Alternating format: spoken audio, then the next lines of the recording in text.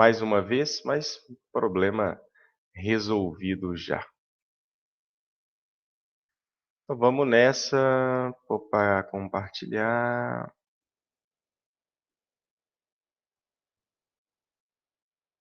Ok.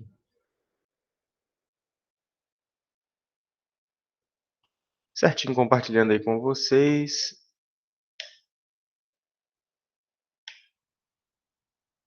Ok. Galera, olha só. Estávamos falando sobre calor específico, tá? Então vamos só relembrar, né, o contexto dessa, dessa grandeza. Aqui a gente falou muita coisa sobre o calor específico, tá? E basta lembrar essa definição aqui, ó, para um cálculo que nós fizemos, né? O calor específico é definido como a quantidade de calor que se deve fornecer ou retirar de uma massa unitária da substância para produzir nela uma variação de 1 grau Celsius. Então, por exemplo, para esse corpo aqui que tem 20 gramas, quanto de calor, a pergunta a ser respondida é, quanto de calor eu preciso fornecer ou retirar, né? Fornecer ou retirar, para que cada grama dessa substância experimente uma variação de 1 grau Celsius. 0,25 para esse corpo hipotético que nós criamos, né?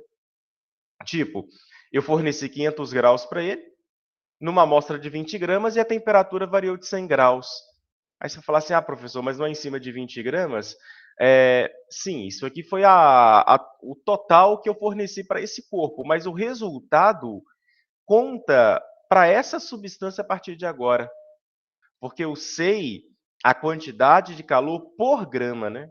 Então, por exemplo, se eu pegar 1 tonelada desse material, eu sei a quantidade de calor por grama para que sofra uma variação de 1 grau Celsius, tá?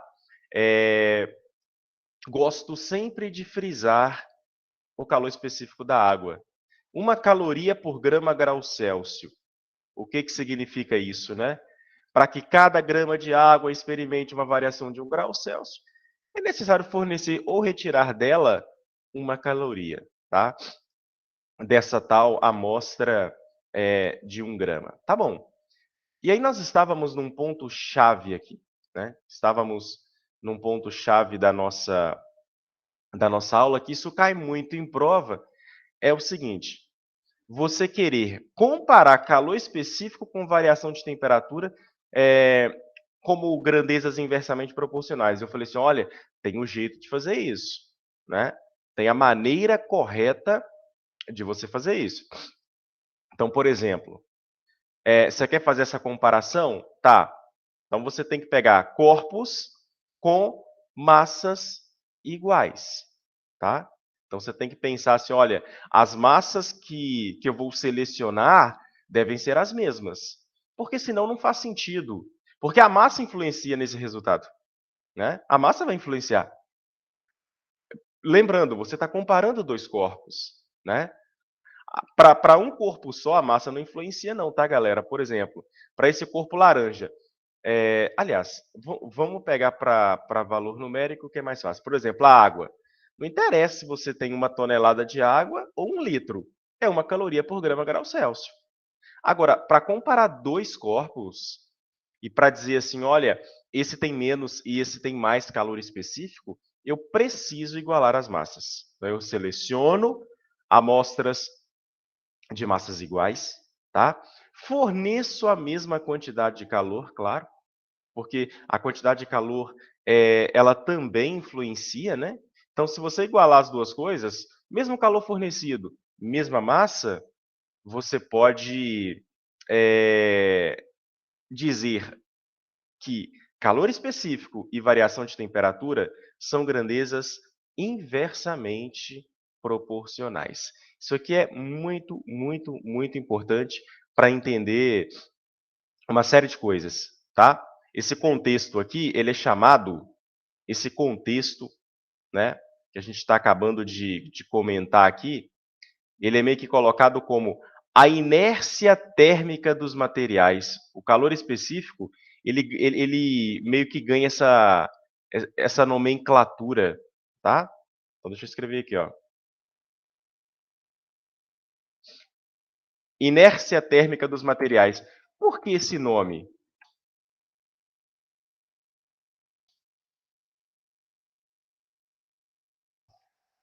O contexto de inércia traz aquele contexto de resistência, né? Lá na mecânica, por exemplo, traz a ideia de resistência. Resistência a quê? A entrar em movimento, né? E o calor específico ele tem mais ou menos esse contexto. Se um corpo tem alto calor específico, ele vai demorar demais para aquecer. Então veja que esse resultado aí mostra que corpos de alto calor específico, como a água, que é um dos maiores da natureza, tá? Eu vou escrever essa conclusão, porque isso aqui fecha o assunto, tá? Então a gente pode dizer que corpos de alto calor específico demoram para aquecer ou resfriar. E o contrário é verdade, né? Corpos de elevado calor específico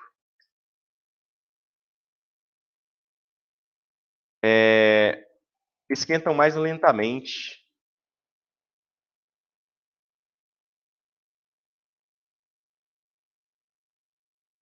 Eles esquentam mais lentamente, tá? E os de baixo calor específico, e eu vou escrever numa frase só. Os de baixo calor específico, como os metais,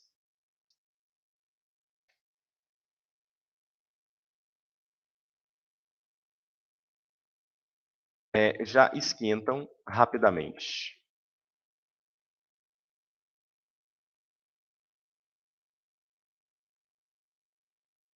Então, por isso o termo inércia térmica, né? É uma grandeza que conta quem esquenta rápido, quem resfria rápido. E é importante eu até acrescentar isso aqui, para você não achar que isso fala só para aquecimento, tá?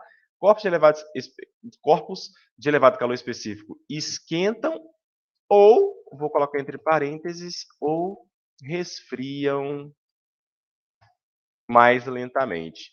E os de baixo calor específico esquentam ou resfriam rapidamente.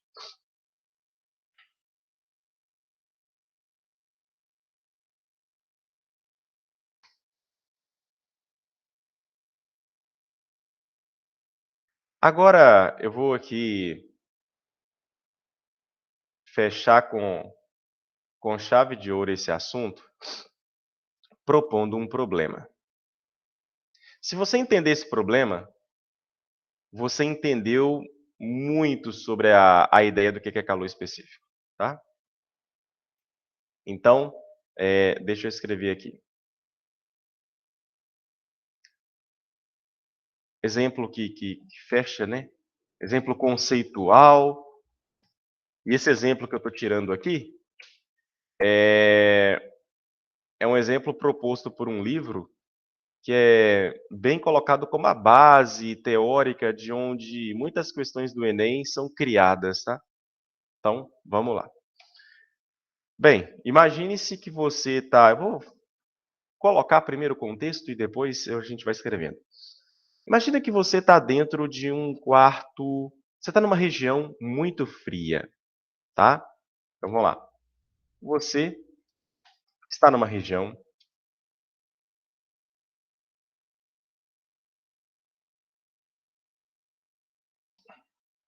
uma região é, muito fria e dentro de um quarto. Para seu aquecimento,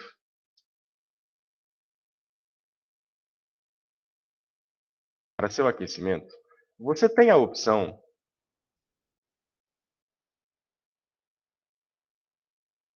de levar para esse quarto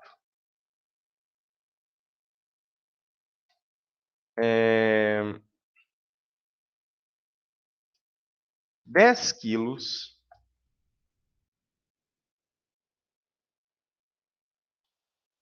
de alumínio a 100 graus ou 10 quilos dentro de um recipiente, claro, ou 10 não, né? Ou 100 quilos de água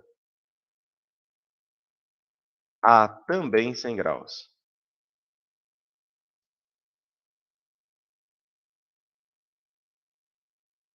Qual é a escolha mais razoável?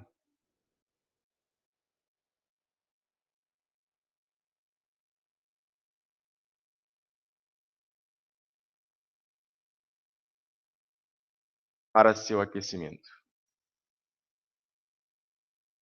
tá?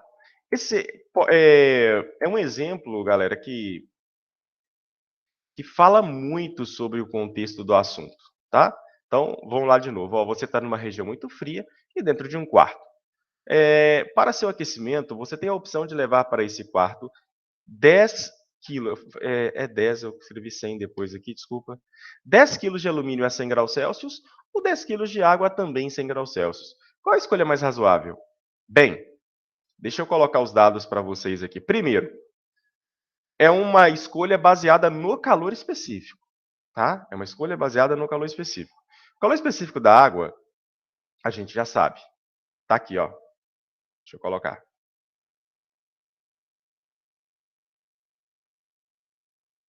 O calor específico da água é 1 caloria por grama grau Celsius. E do alumínio, deixa eu consultar aqui, não sei, deixa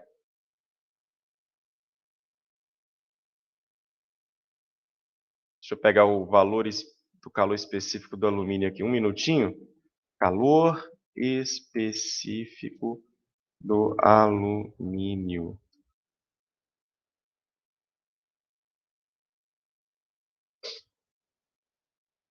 É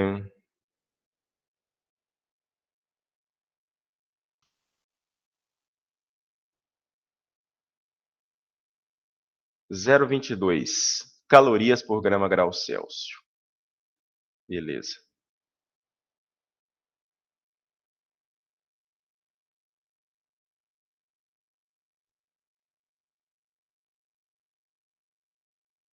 Zero vírgula 0,22.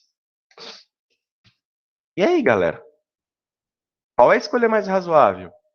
O que vai ser melhor para o seu aquecimento?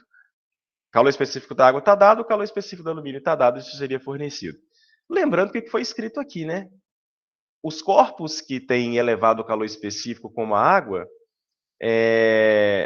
primeiro, né? A água e o alumínio estão inicialmente na mesma temperatura, né? A água, só pelos dados aqui, é só para a gente comparar, isso não é o importante para o exercício, tá? Mas veja, a água vai demorar muito mais para aquecer, para atingir 100 graus, do que o alumínio, né? O alumínio precisa de 0,22 calorias para que cada grama mude de 1 grau Celsius. A água precisa de 1 caloria. 1 caloria, tá? Bem, mas vamos para a nossa resposta? E aí? Olha, baseado no calor específico dos corpos, é fácil. Então, deixa eu levar para lá e a gente já testa a resposta. Bem, a escolha mais razoável, se você pensou na água, você pensou correto.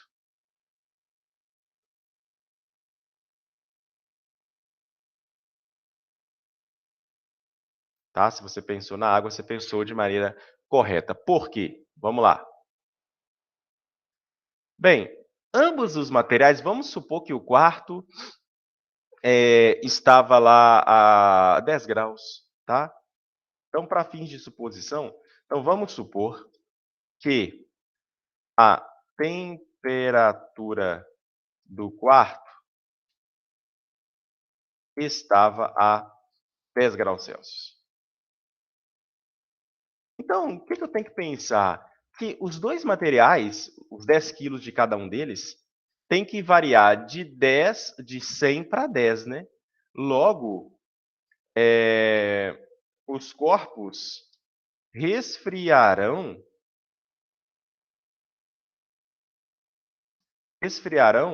de 100 graus, né, vai entrar em equilíbrio térmico, para 10 graus. Mas isso vale para a água e vale para o alumínio. Então não tanto faz? Não. Veja, quando eles estão resfriando, eles estão jogando calor no ambiente, tá? Sim, né? O resfriamento deles é um processo exotérmico, né? Eles jogariam calor no quarto. Por isso que seria interessante para o aquecimento. Claro, tanto a água quanto o alumínio, né? Os dois materiais resfriando liberam calor para o ambiente. Tá, mas quem liberou mais? Aí que é o segredo, porque é tão importante falar que essa grandeza não serve para falar só de aquecimento, né? Ela serve para falar do resfriamento também, tá? Ela serve para falar do resfriamento também. Então, dizer que o calor específico da água é uma caloria por grama grau Celsius significa que, quando ela for resfriada de 1 grau Celsius, ela joga no ambiente 1 caloria por grama. Enquanto que o alumínio, resfriado de 1 grau Celsius, joga no ambiente 0,22 calorias por grama. É por isso que a água é a melhor escolha, tá? Então, a água é a melhor escolha, pois, para cada redução de 1 grau Celsius, né, resfriamento de 1 grau Celsius, para cada redução de 1 grau Celsius, ela joga, ela libera, joga no ambiente 1 caloria por grama. Enquanto que o alumínio liberaria apenas 0,22, opa,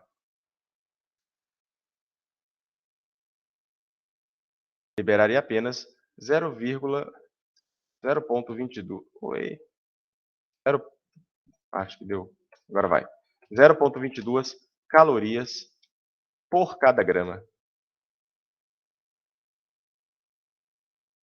Então, galera, estou gastando tempo nisso aqui porque é um assunto que tem grande potencial de cair no Enem, tá? A, a noção conceitual sobre calor específico. Isso aqui, galera, quem sabe desse tipo de resposta é porque entendeu o assunto. Não é gravar a equação, tá? Não é isso, tá? Então, assim, assunto de muitíssimo importante. Um assunto que a UFMG gostava muito, tá? A UFMG gostava muito desse assunto e, assim, os caras criavam umas questões muito inteligentes sobre calor específico. Já disse isso em outra ocasião, né? Quer dar uma treinada boa em física? Pega as provas da UFMG, porque você vai conseguir ir muito bem. Bem, agora, como eu disse, eu mudaria um pouquinho a dinâmica da apresentação com vocês. É o seguinte, eh, essa aula eu vou conduzindo esse assunto também com outras turmas, em outras escolas, não apenas com vocês. Então, para não ficar digitando tudo, para não ficar perdendo tanto tempo, eu vou a partir de agora começar a pegar anotações emprestadas lá e já ir jogando no seu material e só ir comentando, tá? A explicação não vai perder qualidade, é só para a gente conseguir um tempo um pouco mais ágil, tá bom? Então, vamos lá. Vamos falar agora sobre calor sensível, tá? E é o próximo passo, porque assim, você pode estar pensando assim, professor, você me disse aqui como calcular a quantidade liberada por grama, mas e o total? E se eu quisesse calcular todo o calor que foi liberado até o equilíbrio térmico? Tem como? Claro. E quem responde sobre isso é o chamado calor sensível.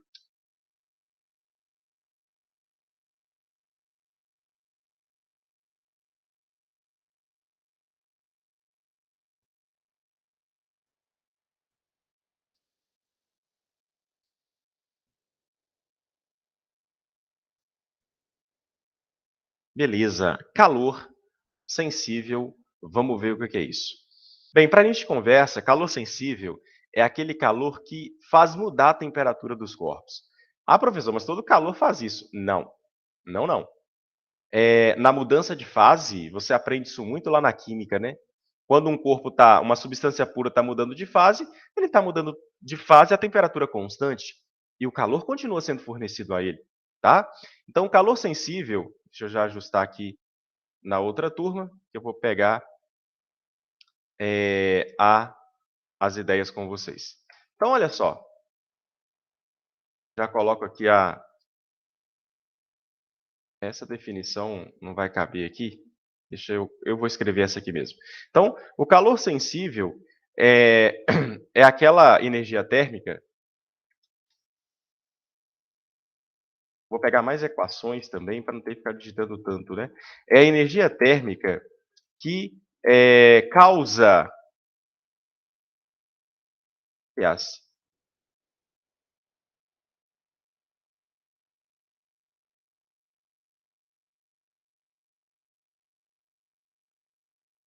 vou especificar entre parênteses aqui que é melhor.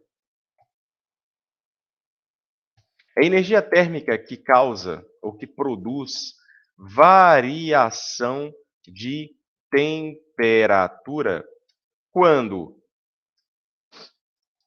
quando absorvida ou liberada. Então serve para falar de aquecimento, serve para falar também, do resfriamento, né. Então calor que produz ou que provoca variação de temperatura. Tá, como calcular? Cara, já está implícito aqui.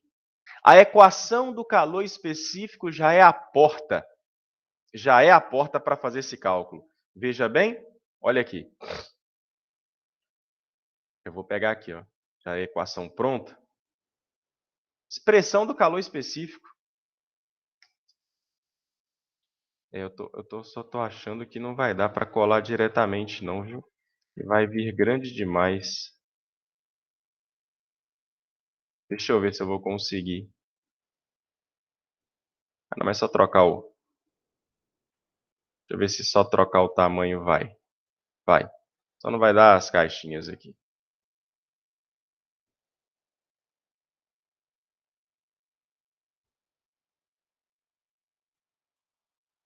Então olha aqui.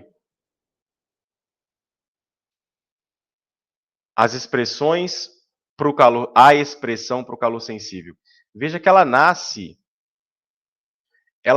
da ideia do calor específico. Calor específico não é a quantidade de calor que você tem que fornecer para uma tal amostra de massa passar por uma variação de temperatura. Essa era a equação do calor específico. Cara, se você então isolar essa quantidade aqui, ó, esse Q, o Q então é o produto da massa pelo calor específico pela variação de temperatura. Essa variação de temperatura é a temperatura final menos a temperatura inicial, tá? Essa é, é a relação que você coloca. Então veja, olha só, o calor produzindo variação de temperatura, tá? E veja que implicitamente era essa conta que nós iríamos fazer. Se eu quisesse saber quanto de calor a água jogou no ambiente, né? E a temperatura dela está mudando, então essa é a ideia do calor sensível aplicado a ela, tá? Era só pegar quanto de massa de água eu tenho. Ah, eu tenho 100 quilos, 10 quilos, né, que nós colocamos. Então você vai botar 10. Multiplica pelo calor específico, não é 1 caloria por grama grau Celsius, né? É uma espécie de regra de 3, né? E a temperatura vai mudar de quanto? Ah, a temperatura final foi de 10 e a inicial era 100, né?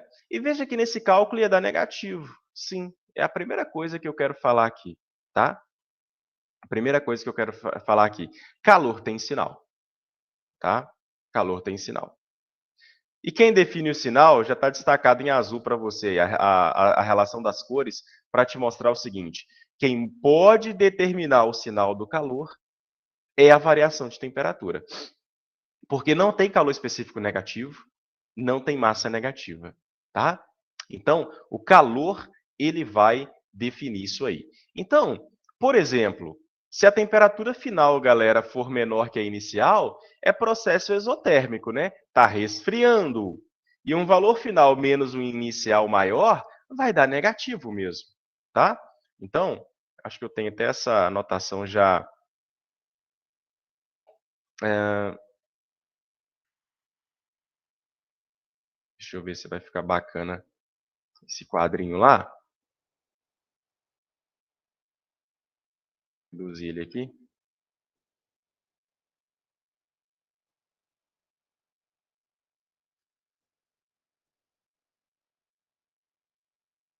Então, ó, você tem que pensar o seguinte: o segredo é pensar nas reduções de temperatura e no aumento dela, né? E aí, olha só, corpo que está aumentando a temperatura, o ΔT dele é maior do que zero, então ele está recebendo calor. Agora, o corpo que está passando por redução de temperatura, como seria o contexto do exemplo que eu criei, né? A temperatura dele vai variar negativamente, ou seja, está perdendo calor. E aí vem a ideia do sinal, né? Aí vem a ideia do sinal que você vai atrelar diretamente. Para quem está recebendo calor, né? Para quem está recebendo calor, o ΔT é positivo, então calor positivo, tá? Calor positivo. E mais?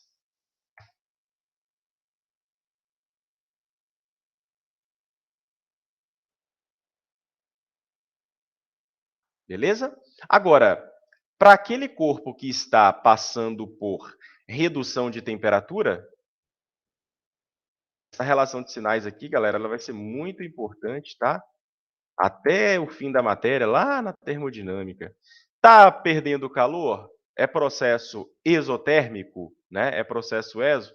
Então, o calor vai ser negativo, porque a variação de temperatura vai ser negativa.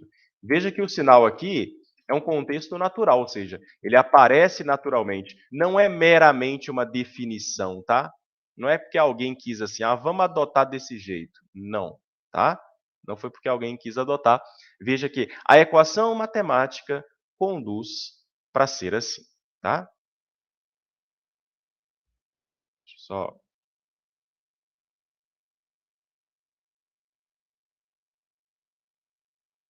esse troço não quer fechar, não. Deixa para lá. Bem, seguindo em frente, então tá aí, né, como calcula. Vamos falar das unidades. Vamos falar das unidades antes de mudar aqui. Calor, tá?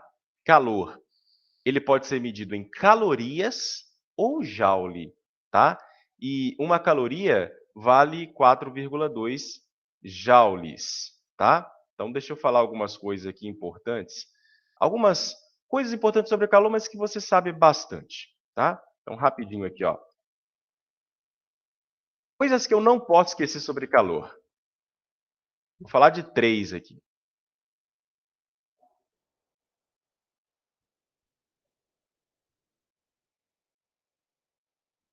Três coisas que você não pode esquecer sobre calor. São conceitos fundamentais. Então, vamos lá. Primeiro, unidade de medida. Calor é energia, galera. Isso aqui eu tenho que escrever porque não tem lá no arquivo que eu tenho não, tá? Calor é energia. Logo, ele é medido em joule. Logo, medido. Deve ser medido em unidades de energia, né? E as duas mais usadas o joule, sistema internacional, ou a mais comum, a caloria. E uma caloria vale 4,2 joules, né? Então não esquecer também a relação, né? Eu vou escrever ela aqui.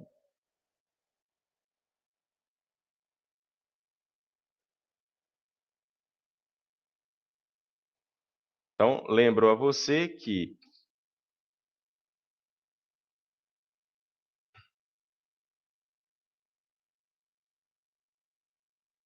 Lembra você que uma caloria é igual a 4,2 joules.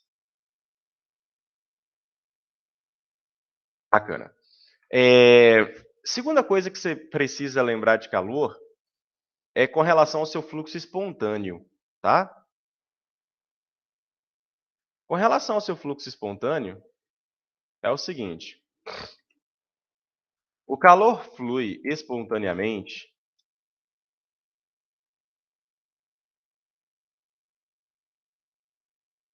do corpo de maior para o de menor temperatura.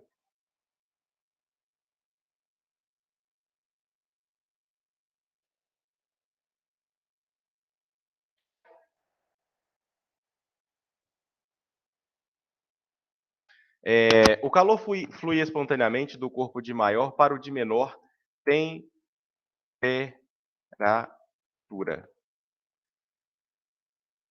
É possível inverter o fluxo? Só consertar aqui. Veja que nós estamos falando aqui de fluxo natural. O fluxo natural é esse, tá? Inclusive, isso aqui é uma importante discussão lá da segunda lei da termodinâmica, tá? Lá eu vou retomar isso com vocês. Então, o calor flui espontaneamente do corpo de maior para o de menor temperatura. Beleza. Mas é possível inverter o fluxo? É. Ué, o ar-condicionado faz isso, né, galera? O ar-condicionado, ele retira calor do ambiente mais frio para jogar calor no ambiente mais quente. Só que isso sai de graça? Você tem que gastar energia para fazer isso, tá? Então fica atento. Fluxo espontâneo, tá? O calor flui espontaneamente do de maior para o de menor, mas não entenda que é só assim, tá? Ele pode fluir, e aí eu quero pegar um desenho aqui. Ainda mais não vai dar muito certo, não. Eu pensei num desenho aqui, mas não vai dar certo não, porque vai ficar grande. Não vou conseguir ajustar. Então, é o exemplo de uma xícara de café posta no ambiente, né? Qual que é a tendência? O café não vai esfriando naturalmente? Você nunca vai ver o café esquentando espontaneamente, né? Bem, deixa eu tentar, eu tô falando que talvez não vai dar, mas vamos ver. Talvez dê.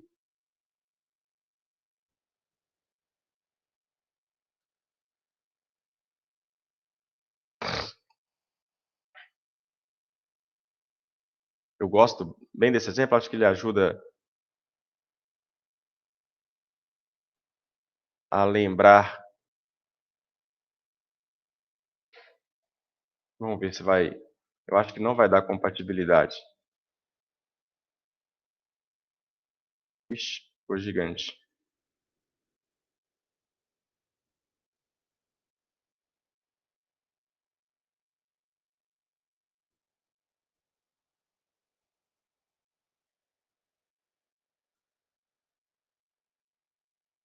Então, olha aqui.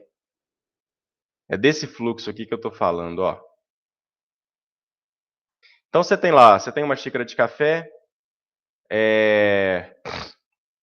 Café acabou de ser feito, o café está a 100 graus, por exemplo. E você tem um cubo de gelo, por exemplo, que está a menos 4 graus. O fluxo natural de calor é o seguinte, ó. O café o café vai esfriar e o gelo vai esquentar, né? Até que haja entre eles um equilíbrio térmico. Então, fluxo natural, fluxo espontâneo do calor está aqui, ó.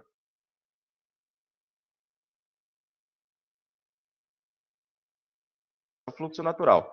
Agora, é possível inverter esse fluxo, né? Como eu disse, se você gastar energia para isso, vai dar para inverter. Vai dar para o calor fluir do mais frio para o mais quente, tá? Mas fica ligado nessa ideia de que é possível inverter sim, tá? Mas existe um fluxo natural e espontâneo aí, para que o calor flua, né, entre os corpos. Pois bem, sobre tá, e a última coisa, eu falei que tinham 3, né, é sobre o equilíbrio térmico. No equilíbrio térmico, galera, não há mais troca de calor, tá? O que faz sentido, né? No equilíbrio térmico, não há troca de calor entre os corpos, tá? Calor é uma energia em trânsito, tá? Calor é uma energia em trânsito que flui do corpo de maior para o de menor temperatura. Essa é a definição, tá? Essa é a definição de calor. Inclusive, vou fazer o seguinte, vou colocá-la aqui também.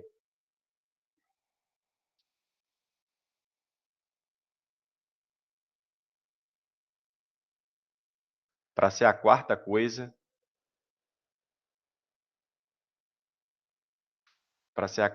para você lembrar.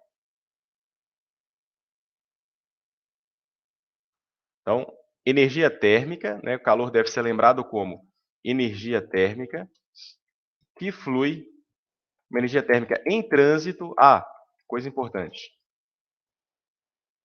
em trânsito, que flui do corpo de maior, que flui espontaneamente, né? Que flui espontaneamente do corpo de maior para o de menor temperatura. Aqui tem um ponto muito importante para eu te falar, que inclusive o Enem já abordou o assunto, tá?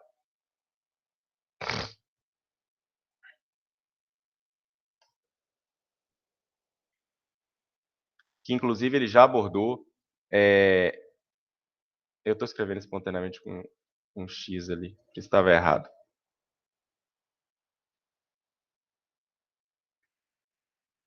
Aqui também, ó. Corpo não contém calor, galera, tá?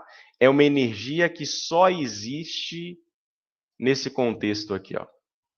Só existe em trânsito, tá? Só existe em trânsito. E aí, como é que o Enem abordou isso, tá? Frases errôneas sobre o calor. Vou pegar aqui, ó.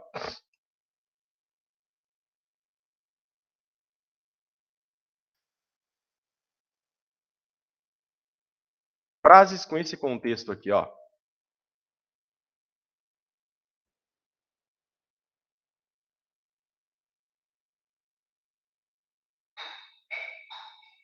Frases do tipo estou com calor, elas estão fisicamente erradas, tá?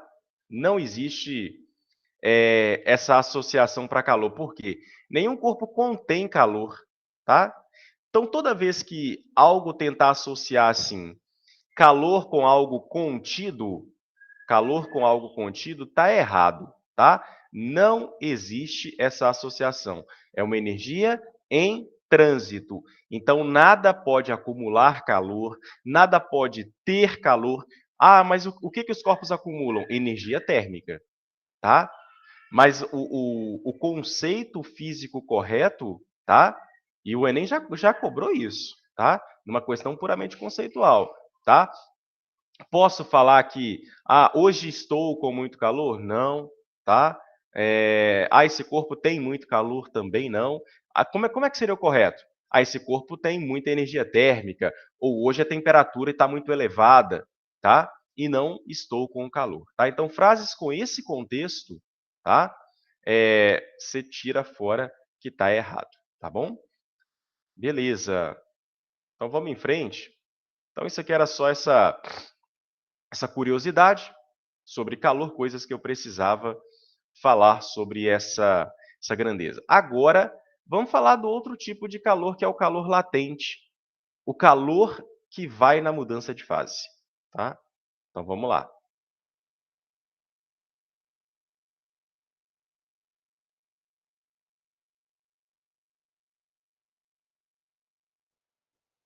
Calor latente.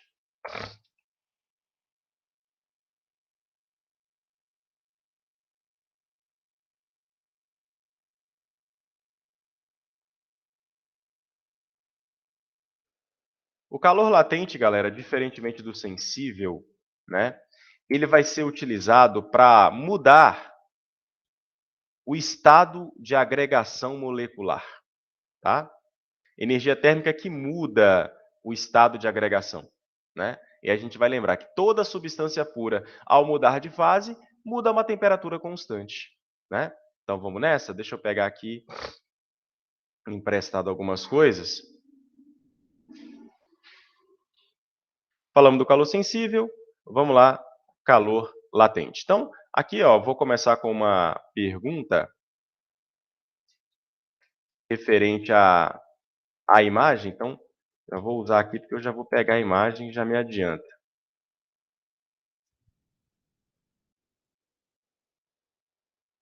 A pergunta era a seguinte: tem uma água na vasilha, você acabou de colocar uma água para começar a ferver. A pergunta é, deixa eu pegar ela aqui.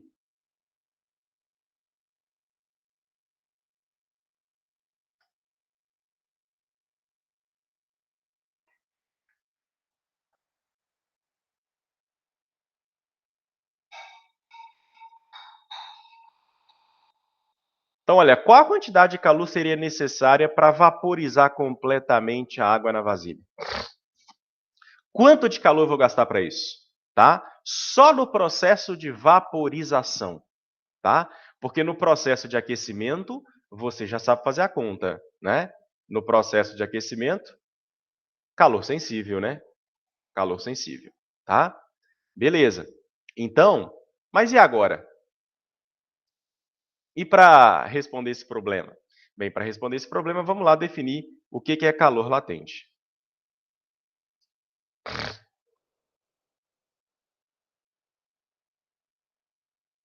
Vou pegar aqui a expressão que permite esse cálculo.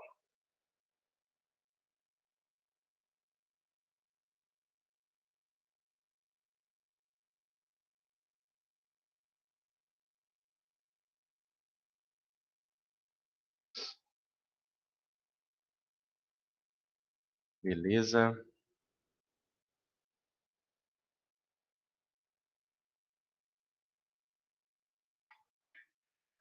Galera, o calor latente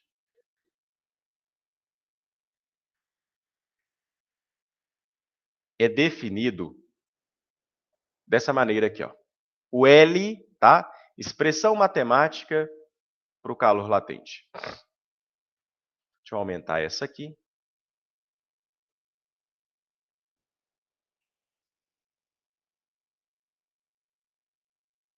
Expressão matemática para o calor latente. Vamos lá.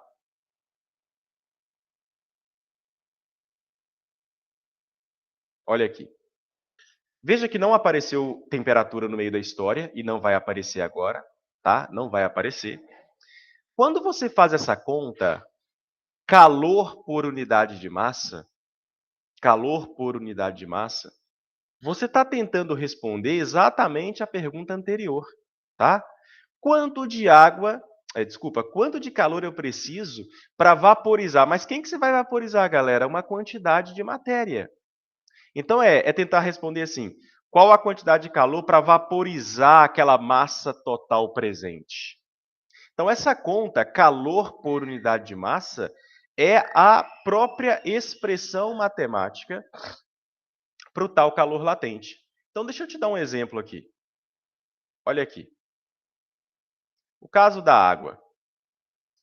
A água tem calor latente de vaporização em 540 calorias por grama. Então, o que isso quer dizer? É o LV da água, está colocado aqui. Ó. É o LV da água, tá? E tem o LF, que é o calor latente de fusão, tá? Ou seja, para fundir e para vaporizar, vou colocar os dois dados para a água aqui, tá? Então, ou seja, dizer que o LV da água é 540 calorias por grama significa dizer o seguinte, olha, para eu vaporizar cada grama de água, eu vou precisar de 540 calorias, tá?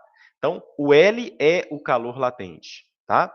E aqui, vou acrescentar no texto, vou acrescentar aqui no texto o seguinte,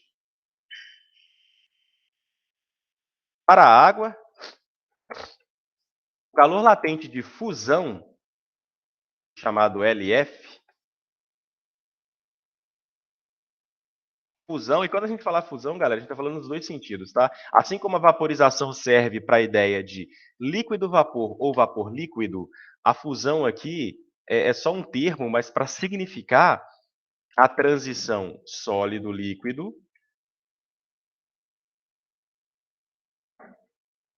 ou líquido-sólido.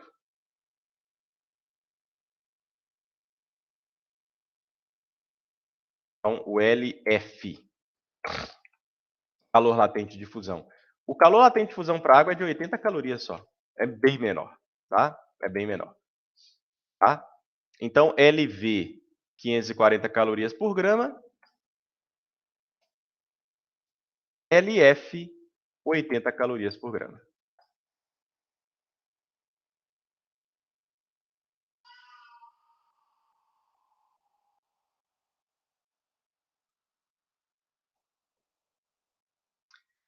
Ok? Então, assim, toda vez que você estiver analisando transição de fase, a expressão é essa. Agora, essa expressão aqui, ela representa a quantidade de calorias que se deve fornecer ou retirar por massa unitária da substância, né? No caso da água aqui, então, para fundir, eu vou precisar de 80 calorias por grama, e para processos endotérmicos, eu tenho que fornecer 80. Para processos exotérmicos, eu tenho que retirar 80 calorias por grama. Tá, como é que eu calculo o calor total, então? Por grama é isso aí. Tá, e como é que vai ser o cálculo do calor total? Fácil. Então, o calor total é dado, veja, é só multiplicar M vezes L. Olha só. Esse calor tem sinal também? Tem sinal também, tá? Porque esses L's aqui, eles podem ser positivos ou negativos. Nos processos, aí vale a mesma qualificação dada aqui para o sinal, tá? Processo endotérmico, só que aí não vai ser ideia de temperatura, tá? Não vai ser ideia de temperatura. Mas vale essa ideia aqui, ó. Então, se o processo é endo, positivo calor.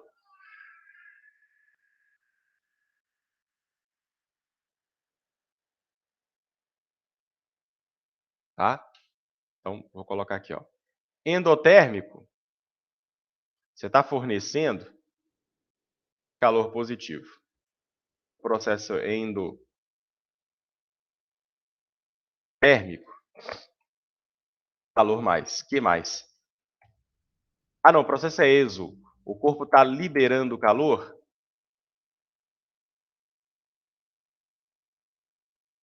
Então é Q menos, tá?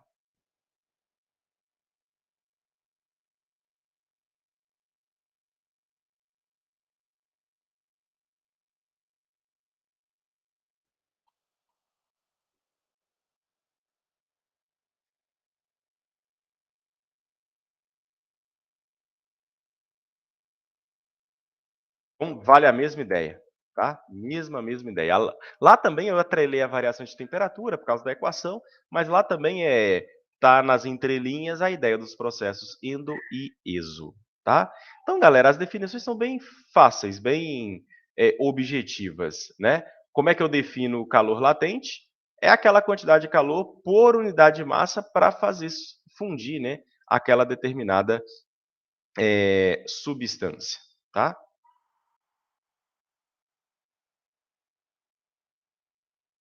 Vou falar da unidade, isso. Unidade importante para falar aqui. Unidade para L. Deixa eu pegar a equação aqui de novo, vou escrever lá embaixo. Falei da unidade. A unidade L, tá? A unidade de calor é caloria, joule, já falei. Então, a unidade disso aqui. E aí, a partir da unidade, eu falo a definição, tá? Então, veja, o L, vamos supor que o seu calor, ele está em caloria. Vou inverter a ordem aqui agora. Vamos supor que o seu calor está em caloria e, e a massa está em grama, né? Então, pode ser, por exemplo, uma unidade possível aqui, caloria por grama, né? Cal por grama. É sistema internacional? Não, isso aqui não, tá? Mas é a mais comum, tá? É a que mais vai aparecer para vocês. O calor específico sendo dado em calorias por grama. E aí eu vou falar da definição em cima dessa unidade aqui, tá? Então, definido dessa forma, veja que o calor latente representa isso aqui, ó. Entender significado, galera, é fundamental, hein? Então, essa grandeza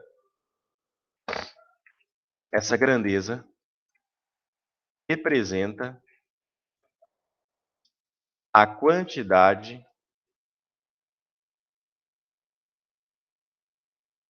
de calor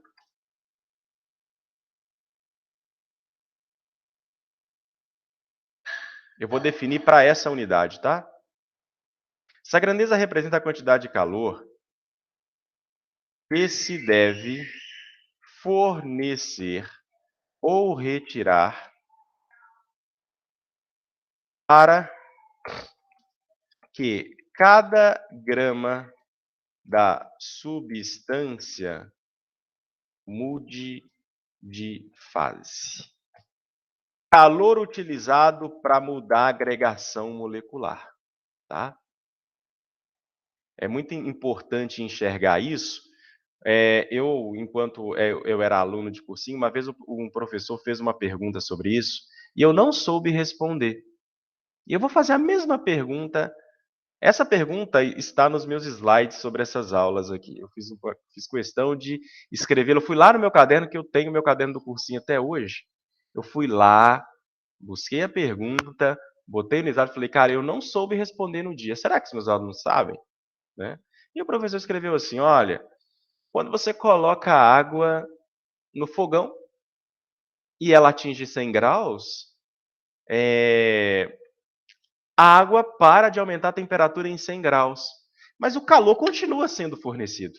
Se você não tirar a água do fogo, o calor continua entrando no sistema. Aí ele perguntou assim, esse calor que está sendo absorvido, ele está sendo utilizado para causar que tipo de alteração? Falei, cara, eu me perdi, porque para mim, né, era fácil responder assim, olha, calor vai mudar a temperatura, mas depois que atingiu 100 graus, a temperatura não muda mais. Para onde está indo a energia térmica se não para aumentar a vibração molecular? Né? Então, o calor é utilizado agora não mais para aumentar a vibração molecular, mas para mudar o estado de agregação. É diferente, né? As moléculas, no estado sólido, elas estão mais agarradas, mais agregadas. E tem que ter energia para aumentar o grau de liberdade delas. Aumentar a liberdade de movimento molecular. E aí o calor é utilizado para isso, e só isso. Na mudança de fase para a substância pura, o calor não muda em nada o grau de agitação molecular mais, mas sim causa alterações no estado de agregação, tá bom? Uma outra unidade possível é o joule. Por quê?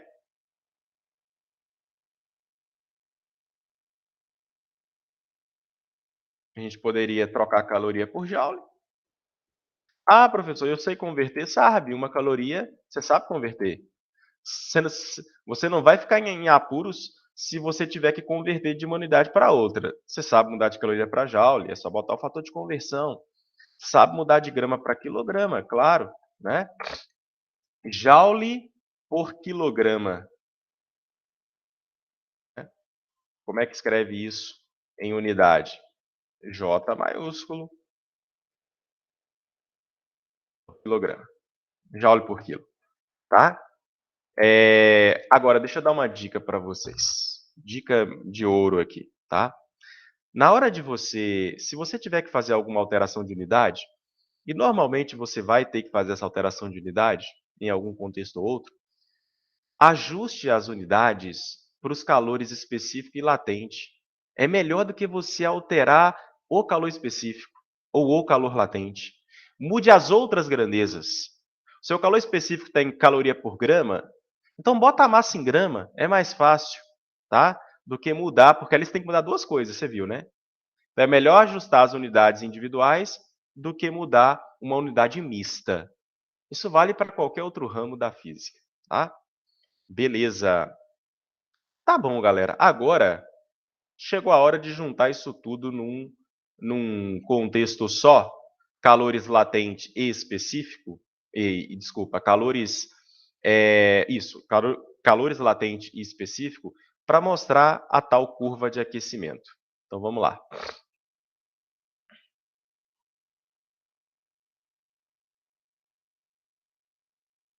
Deixa eu ver se nós vamos para a curva de aquecimento agora. Deixa eu ver se essa figura aqui vai caber bem para vocês. Eu acho que vai. Então, para você estudar, ela vai ser muito útil, ó. Deixa eu ver se ela cabe bem aqui, com um tamanho que dá para ler também, né? Não sei se... Acho que vai dar, hein? Ah, dá demais. Galera, então, antes de ir para a curva de aquecimento, deixo aqui com vocês observações fundamentais quando o assunto é transição de fase, tá? Lembretes. Então, primeiro lembrete. Na mudança de fase, para a substância pura, sob pressão constante, a temperatura permanece constante durante todo o processo. Isso aqui você estuda na física, na química, você está cansado de saber. Cada substância muda de fase a uma determinada temperatura, e fusão e vaporização ocorrem em temperaturas diferentes. Eu estou falando isso porque vai ser importante para a transição de fase lá no diagrama agora, tá? Aqui, isso aqui é importante, ó. As temperaturas de fusão e de solidificação de determinadas substâncias são as mesmas, tá? A água funde a zero, mas solidifica a zero, a não ser que você mude a pressão, né? Isso vale para as temperaturas de ebulição, tá? E a ideia dos calores latentes. Os calores latentes de fusão e de solidificação têm o mesmo valor em módulo. Tá vendo que ele pode ser negativo? Lembra que eu falei? A diferença está apenas no sinal. Positivo na fusão, ganha energia, endo. Negativo na solidificação, perde energia. Isso aí eu já falei, é só para você. Isso aí é para você estudar depois, tá? Bem, antes de continuar, e aí, galera, tá tudo bem? Tá conseguindo acompanhar? Tá ok até aqui?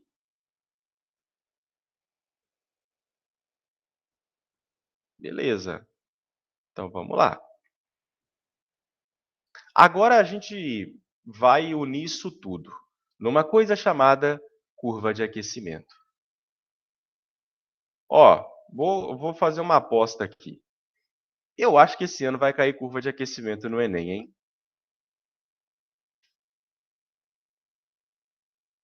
Eu me lembre, ainda não apareceu. Isso caía tanto nos vestibulares, mas tanto, tá? Curva de aquecimento é uma coisa que caía demais, tá? Caía demais. E esse ano, aposta minha, tá? Eu aposto numa prova bem conteudista na física, tá? É a minha aposta. E curva de aquecimento é uma aposta minha. Eu acho que, se não cair esse ano, Claro, eu não é que eu estou querendo acertar não, tá? É só uma aposta assim, eu acho que isso cai logo logo. Se não cai esse ano, talvez nos próximos aí, mas, e o indicativo é porque era um assunto que era muito abordado, tá? Curva de aquecimento. Então vamos lá, deixa eu pegar emprestado aqui.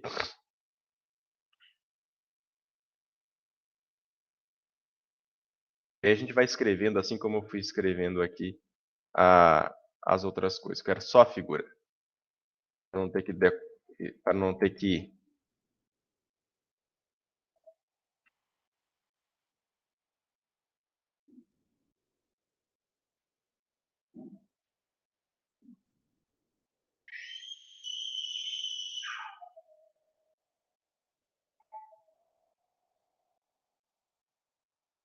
Então tá aí uma curva de aquecimento.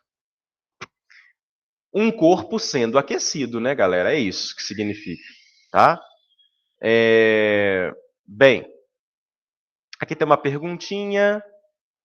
Deixei ela aqui porque eu quero respondê-la, mas calma, ela vai ficar para depois, por último aí, né? Curva de aquecimento. Tá. Por que que ela é assim? Por que que ela é assim? Só formada é o gráfico dos degraus. Ele só tem esse aspecto, tá? É o gráfico dos degraus. E a gente tem que identificar cada etapa. É a nossa função aqui. Identificar cada etapa, identificar que esse aqui é um processo endotérmico, sim, né? É um gráfico que, em geral, a temperatura está na vertical e o calor está na horizontal, outra coisa que você vai observar, tá? E, primeiro, por que que é endotérmico? Porque a temperatura está aumentando. Veja. E quando não aumentou, é porque era transição de fase com o calor aumentando gradativamente, fornecimento gradativo de calor, e não liberação, tá? Então, é fato que aqui eu tenho um processo endotérmico, e não exo. Então, estou te ensinando a compreender. Eu vou te mostrar do processo exo. Calma aí que vai ter o gráfico do exo também, tá?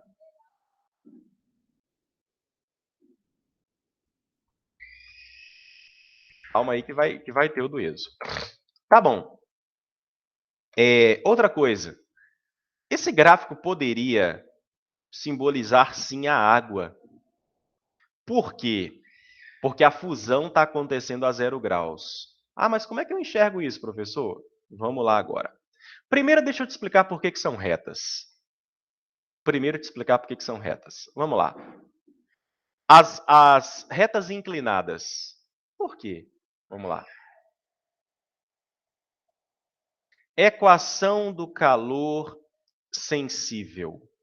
O calor que provoca a mudança de temperatura. De que grau é essa função aqui, galera? Primeiro, segundo, quarto grau? Qual que é o grau disso aqui?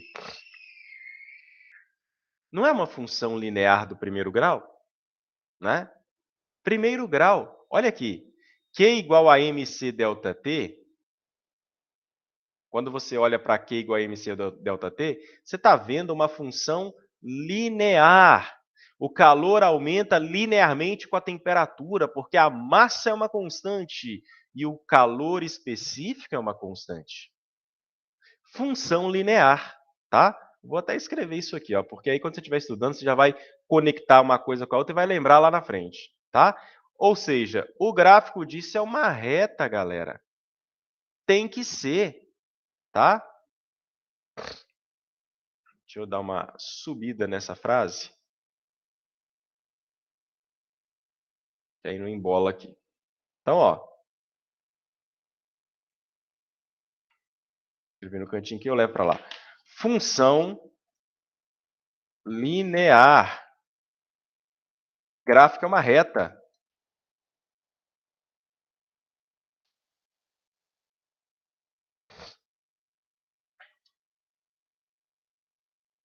Gráfico é uma reta de inclinação constante, tá? E o patamar lá do degrau, né, aquele patamar horizontal, por que aqueles patamares?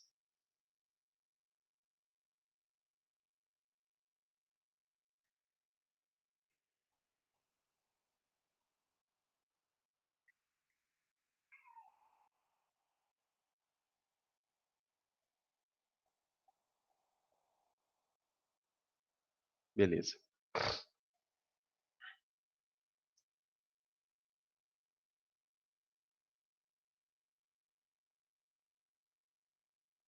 Isso. Ajustado. Então a gente já entendeu por que que tem partes onde eu tenho uma reta inclinada. Tá. Agora, por que que tem locais que é uma reta horizontal? As retas inclinadas eu já entendi. É quando a temperatura está mudando, é calor sensível. Sim, né? Agora, e os patamares horizontais? Vamos lá. Calor latente, hein? A equação para o calor total fornecido, calor total. Ah, e esse aqui? Esse aqui é o calor por grama, tá? O calor total é quando você isola o Q, Q igual a M vezes L. Massa não muda, isso não muda, galera. Olha só, isso aqui é uma função constante. Tipo lá na matemática, assim, é como se você estivesse analisando a equação lá da matemática, assim. Como é que é o gráfico da função y igual a 5? Como é que é o gráfico dessa função y igual a 5? Ó, o gráfico é uma reta horizontal. Gráfico, então, ó, função constante, tá? Essa equação ela deve ser enxergada. Ela é uma função constante. Não é do primeiro grau, não é do segundo, não é do terceiro, não é nada disso. É aquela famosa função constante que você aprende lá na matemática, tá? Então, isso é uma função matemática. Ô, Leandro, o exotérmico e o endotérmico, os dois estão com positivo, você viu, né? Ah, obrigado. Não vi, não. Não tinha percebido. Obrigado. Função matemática constante. Logo, gráfico, uma reta horizontal.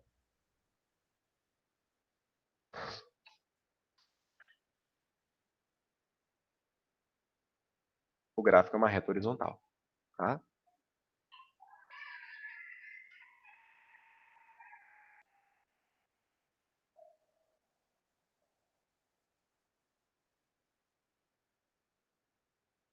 Esse aqui.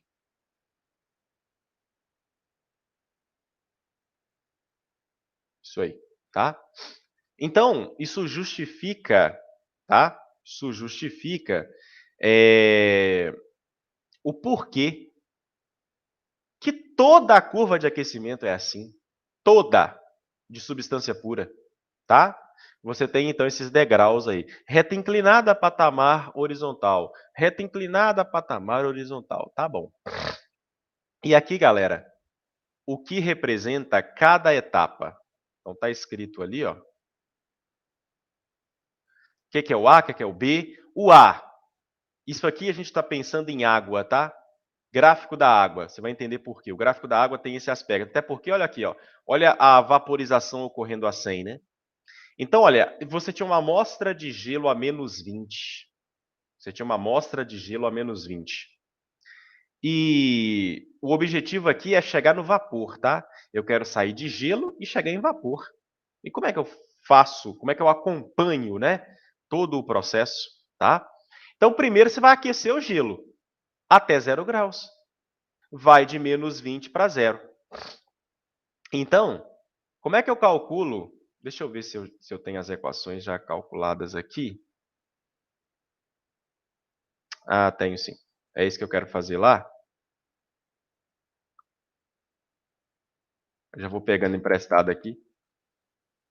Como é que eu faço a previsão, então, do calor que vai ser calculado ali na etapa A? Ué, tem que ser MC delta T, né? Tem que ser esse aqui, ó. Eu vou fazer o seguinte, eu vou botar aqui embaixo, vai ficar menos embolado. Vou botar assim, ó. O Q da etapa A? O calor lá da etapa A. Como é que ele seria calculado? Massa, calor específico daquela fase vezes variação de temperatura. Por que eu disse isso? O calor específico do gelo e da água fase líquida são valores diferentes. Ah, mas como é que eu vou fazer isso? Calma, o exercício vai te falar, tá? Não tem que preocupar, não. Calor sensível. Veja só, a temperatura está mudando. E você colocaria, né, só para especificar, já que eu estou aqui, eu vou ser mais preciso nas informações aqui, tá?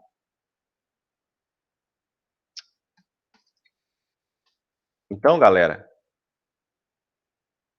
para esse gráfico em especial aí, é calor específico do gelo, vou fazer questão de escrever isso, tá? Não é o calor específico do gelo, e a variação de temperatura é final menos inicial. Final é zero. Final menos inicial. Cuidado para você não derrapar, hein, no sinal. O menos é da equação. Final menos menos inicial vai dar um calor positivo. É endotérmico. Endotérmico, né? Entenderam que cálculo você faria na etapa A? Quanto de calor? Porque, ó, se cair uma questão no Enem sobre isso, o que ele pode perguntar? Esse gráfico pode ser o da água? Pode. Pode porque a fusão está acontecendo a 0 e a vaporização a 100. Outra pergunta. Qual foi o total de calor até virar vapor? É para onde a gente está indo. Tá? Não vou fazer as contas, porque a gente substituiria aqui a massa, o calor específico, tá? Vamos lá. Etapa B, galera. Ah, tá. E aí um outro detalhe que eu quero escrever. Seguinte. Nossa aula vai terminar aqui em calor latente, tá? E está cumprindo mais ou menos o que eu queria, chegar até aqui. Ó, veja que nessa etapa ali da setinha azul, eu tenho a fase sólida.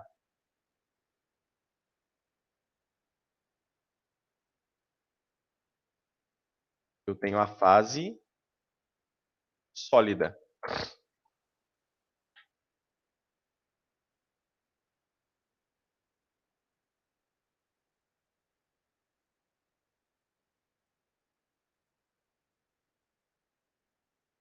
Vou tentar pôr menorzinho aqui. Tá? Então, nessa etapa, deixa eu tentar pegar uma outra. Acho que fica melhor assim, ó.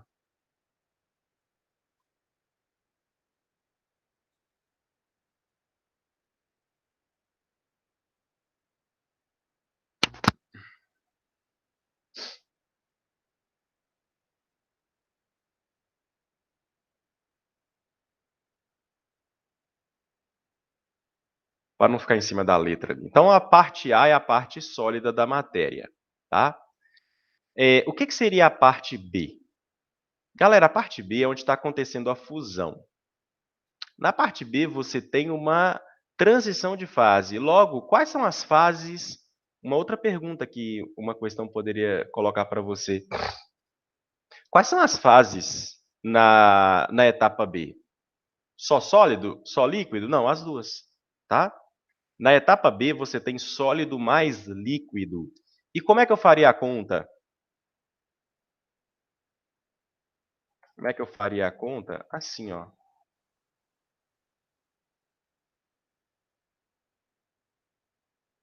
PB. Calor latente, galera. Agora está mudando de fase. Por quê, professor? Porque a temperatura está ficando constante, mesmo via fornecimento de calor. Então, é M vezes L. Calor latente de fusão. Seria o LF da água. Calor latente de fusão. Se eu for botar valor,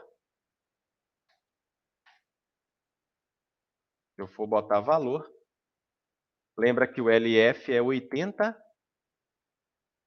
positivo que você bota aqui. Positivo, tá? E um detalhe importante, tá? Que é o que eu disse aí. Na fase B, você tem fases coexistência de duas fases, tá? Você tem coexistência de duas. Sólido e líquido, tá? Então, você tem coexistência das fases sólida e líquida. Ou sólido mais líquido. Lá na etapa A, entretanto, somente fase sólida. Vou até tirar isso daqui para não carregar muito o gráfico. E fica mais rápido para mim. Estou sem a caneta hoje. Veja que na etapa C, a temperatura volta a mudar. A temperatura está mudando, calor sensível, né? Então, C... Tá rápido, agora a gente termina rápido aqui, tá? É só finalizar com as equações. Etapa C. Etapa C, eu tenho MC ΔT de novo. Volta a ser calor sensível, né? Volta a ser calor sensível. Só que agora não é massa do gelo. Desculpa, não é calor específico do gelo. É calor específico da água, que muda, tá? E a temperatura final é 100, a inicial é 0. Então, é 100 menos 0.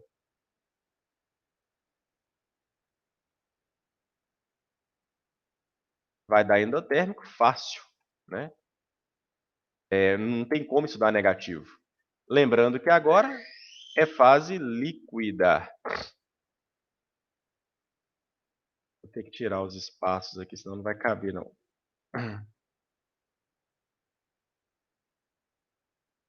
Lembrando que agora é fase líquida, né? Fase líquida da matéria. Aí vem a etapa D de novo. E o calor continua sendo fornecido, mas a temperatura não muda. Patamar horizontal, fase mudando.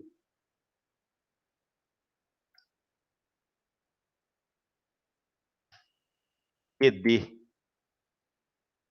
Qual que é o calor lá da etapa D? M vezes LV, calor latente de vaporização. Sim, lá eu tenho líquido, fase líquida, mais fase gasosa. Está mudando de fase. Fase líquida mais gasosa. Ou vapor, né? O LV é 540.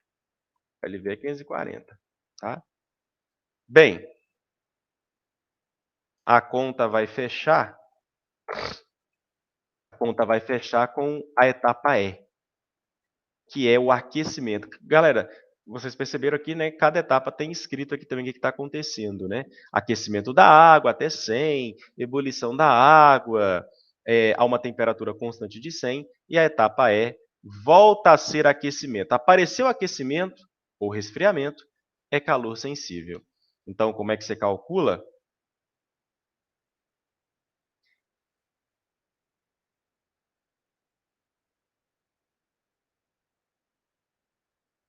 Que é MC ΔT, agora é o C do vapor, tá? C do vapor. E aí, bem, eu vou supor que foi a 120, tá? Aí é só uma suposição, o gráfico não mostra. Vamos supor que foi a 120 graus. Aqui o vapor de água.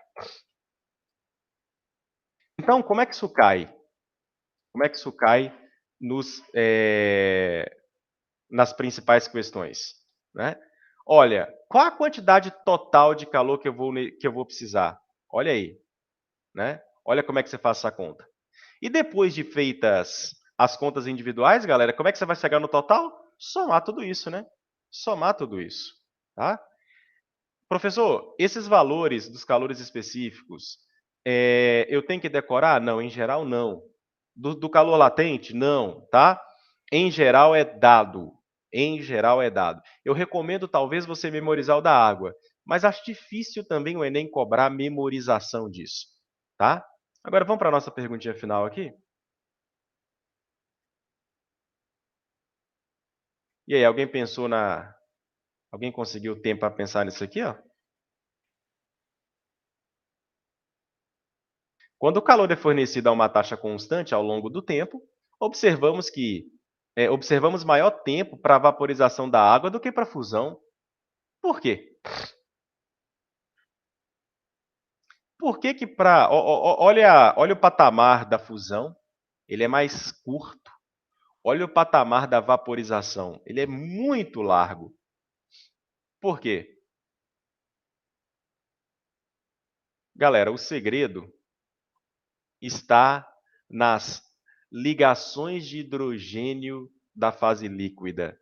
Ligação de hidrogênio é uma ligação forte ou fraca, hein? Como é que é a ligação de hidrogênio? Ligação muito forte, né? Uma ligação que demanda, para você quebrá-la, você vai demandar muita energia, tá? E essa é a explicação microscópica, tá? A explicação microscópica do porquê, né, do LF ser 80.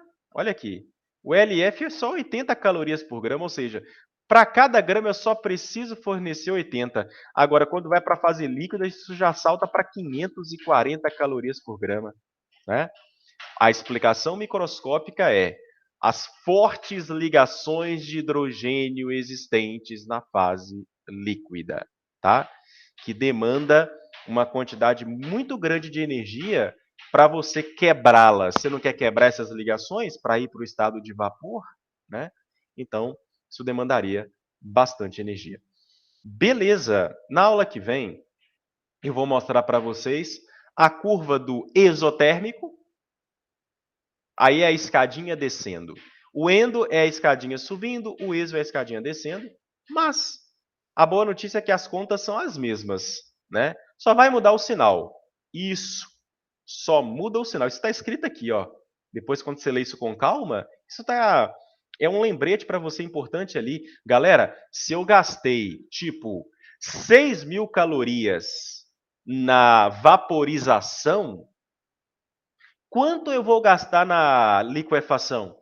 6.000, né? Se eu gastei 4.000 na fusão, quanto eu vou gastar na solidificação? Retirar 4.000, né? Porque um é endo, o outro é exo, mas o valor é o mesmo, só troca o sinal, tá? Isso acaba sendo uma notícia boa. Bem, para a nossa aula que vem, então falta fechar isso aí. Dá diagrama de fase, que é um assunto não muito demorado, um assunto curto, tá? Mas muito importante, muito importante.